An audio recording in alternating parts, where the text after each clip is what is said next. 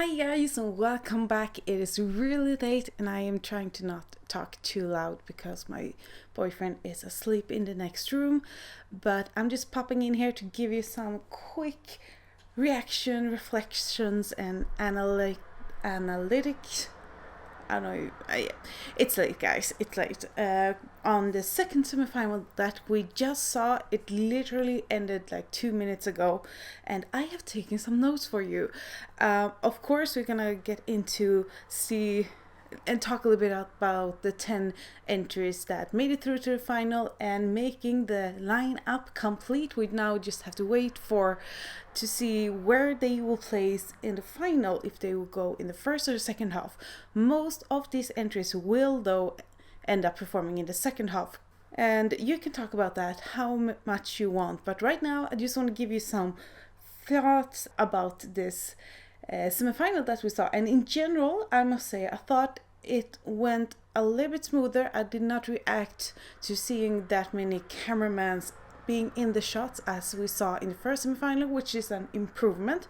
However, I feel that they were taking more breaks that where the hosts have to come in and buy some time for stage changes and so on. I think the opening number was cool. I missed a little bit in the beginning because I had problems with my sound, so I didn't see the whole introduction to the interval act. But what I did see, I liked. I thought it was an okay opening number. Will I remember it? No. And I also thought a little bit about, I thought the volumes of the singers in general was kind of loud compared to the music. That can also be my setup for volumes and stuff, but I don't think so. Let me know if you also thought about that. Comment down below. I thought the hosts did a great job, and in the second semifinal we could really start to see their personalities evolve more. I really like Mika as a host. I think he has a great balance, being a little bit quirky and funny, and he seems very relaxed in his role, but he's still being very traditional host material, I think, and I like that. For Eurovision, I prefer that more. Right, I'm not going to talk about all of the entries. Let's just take a few of them that I did enjoy quite a lot. I thought Finland was not as strong as I expected to. I liked the beginning where he was standing with his yellow balloon and all of that, but I thought his voice, once again, it was the sound. It was almost making me think that his in-ear didn't work properly, but maybe it did. Azerbaijan, amazing staging. Like, that was so powerful, and I loved when it turned to that red pulsating light. That was a really nice change in that routine, and his voice was so big, it really captivated you when you looked at it. And the ending of that performance I thought was amazing. I think it will be between Malta or Georgia for the last spot, depending on how people have voted, but she had way too many ticks going on. I still love her dress though. And also Australia, let's talk about that staging for a bit. I thought that staging was amazing, how they made it move around. It started in one place and during the song it moved around, and for me that sort of created that symbolism of when you have this song together with that sort of staging where the stage staircase really moved around. It was sort of a symbolism to creating your own path in life. That's how I interpreted that, and I thought that looked amazing.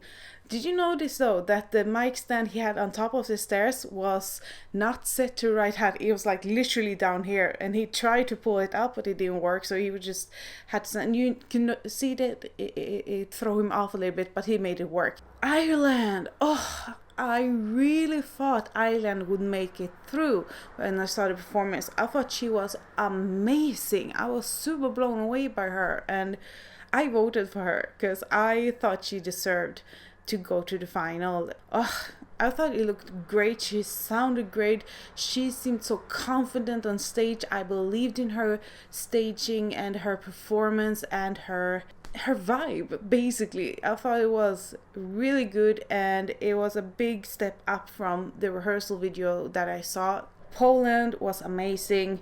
I think the ending in Poland's number was super nice, and how they worked with the dancers and having the dancers standing in front of him so much. I thought that created a interesting gap between them, and it just switches things up a lot. That I thought made it even more interesting, and they did not overdo it with those effects. They could have maybe taken it down a little bit and skipped the raindrops in the beginning and in the verses and so on, but I thought it was just enough. Had it gone even more, it would have been too much for me personally, and I thought it sounded amazing. And the ending of that number, I thought that was really cool when the dancers came close to him and you really saw them for the first time.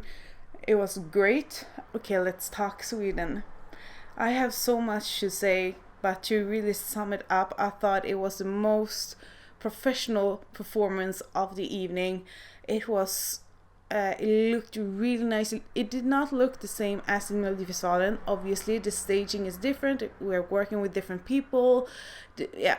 But I thought they made the best of the situation, and she was so professional. And the number as a whole, I thought was one of those that stand out the most, because it starts so differently with having that different camera angle, having that different style of filming. Basically, it feels really raw and close and intimate, and I got my hopes just rose again for Sweden, and it's gonna be a hard time for me watching the final. And if you don't know, I am from Sweden and I am rooting for Sweden this year. I don't always do that. I don't always root for my own country. I always hope for the best for my own country. That is only natural, but this year I think we are a strong contender, and I think this number is one of the most professional and most interesting and unique entries.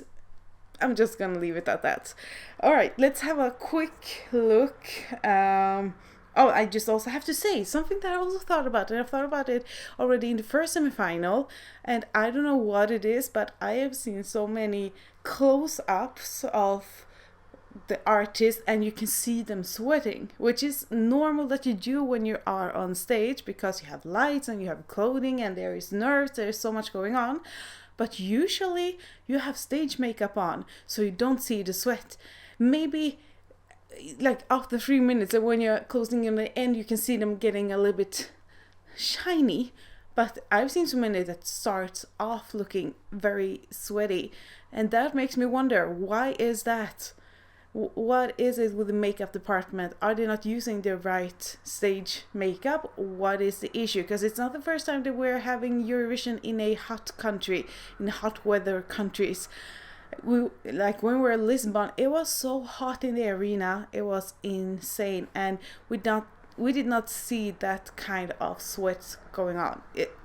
It's just another little interesting thing I noticed.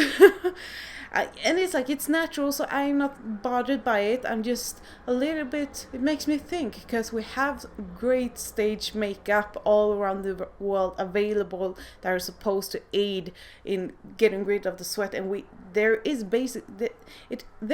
stage makeup that really handles sweat, so you don't see it on stage. I don't know. Alright, let's have a look at the results. I got 7 out of 10 correct, which I am happy with that. I can take that, and it makes sense with the ones that I actually got wrong also. So I'm not mad, really. We have Belgium, Czech Republic, Azerbaijan, Poland, Finland, Estonia, Australia, Sweden, Romania, and Serbia that made it through. Out of those, if I personally could have picked someone to not go through, it would... Now I'm gonna upset those fans again. It's gonna be Serbia, because basically at the end of the day, I think it has a great meaning behind the song and the story behind it, and if you don't know it, you can look it up. There are some videos that are great in explaining the song. So for that reason, I think it's really nice, but it's just that type of music, when it comes to the music itself, that it's not to my personal liking. And I would probably have wanted to have Ireland instead, because Ireland suits me better in my personal taste. and that is me. Otherwise, I have no real issues with the results. I had placed Israel, Cyprus, and Ireland to go to a final that didn't make it through, and it made sense if you look at the odds and all the professional guessers out there. I don't think there were many of them that actually had put those 3 countries through. Maybe Cyprus. I think Cyprus was high in some rankings. And I really thought Israel would make it through. I thought that was a strong number, but apparently not. And we will not know the order, like who was the winner of the semifinal, until after the final, because EBU doesn't want us to be affected by the results in the semifinal once we get to the final and start voting, which is totally fair. But I truly think it's between Sweden and Poland. And they also, Eurovision has a love for having a favorite being called up very late, and Sweden was called up nerve-wracking late, like 3rd from the last. We were the 7th country to be called out, or 8th, I think, late anyway. I wasn't nervous at first. I was like, we got this, and then once we made it past those first 5, I started to get a little bit nervous, and then for each country I was just like, this is getting too much. That is some of my reflections. Let's see, did I forget something that I want to mention? I just have to say, San Marino, they could really be the bottom, or they could be very close to make it through. It was a very in-your-face performance, and I was not surprised that they didn't make it through, because it was so in your face. Did I still like it? Yes, I enjoyed watching it. I was sitting here being both terrified, horrified, and super entertained. And I love that Eurovision can have also those in-your-face performances that challenge us.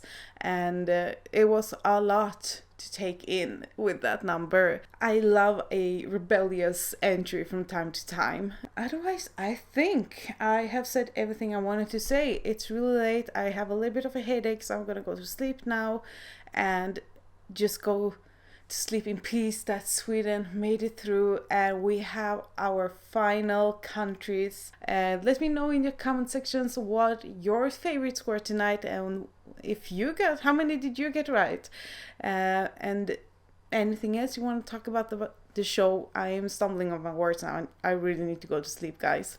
Remember to always keep it kind and respectful in the comment sections, and I will see you in the next video.